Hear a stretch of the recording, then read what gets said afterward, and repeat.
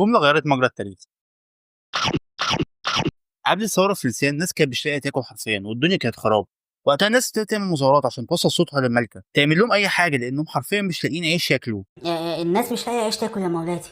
Let them eat cake. أو بالعربي خليهم ياكلوا جاتوه بدل العيش اللي مش موجود ده. طبعا الجملة دي استفزت الشعب الفرنسي وقامت الثورة الفرنسية، وفي الآخر الملكة ماري تم إعدامها هي وجوزها الملك في ميدان عام. بس كده لو عجبك الفيديو ما تنساش. لا ثانية الفيديو ما خلصش. في حاجة بسيطة نسيت أقولها، الجملة دي ما اتقالتش أصلا.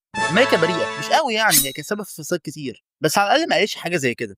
أول مرة الجملة دي ظهرت كانت في مذكرات للفيلسوف جان جاك روسو سنة 1766. وقتها ماري أنطوانيت كانت عندها 10 سنين بس ولسه في النمسا أصلا، وما جاتش فرنسا غير سنة 1770 لما اتجوزت لويس السادس عشر. الجملة دي بس لزقت فيها عشان الناس كانت جعانة وحرفيا بيدوروا على أي حد يعلقوا له حبل المشنقة. مش أي حدث تاريخي حتى لو مشهور يكون حقيقة. يا ترى في كام حدث كلنا مصدقينه وهو كدبة كبيرة؟ خليك دايما فاكر التاريخ مبني على ذاكرة الإنسان، والإنسان بطبعه بينسى. بس هو احنا أصلا بننسى ليه؟ ده موضوع لفيديو تاني. بس كده لو عجبك الفيديو ما تنساش اللايك والفولو. سلام.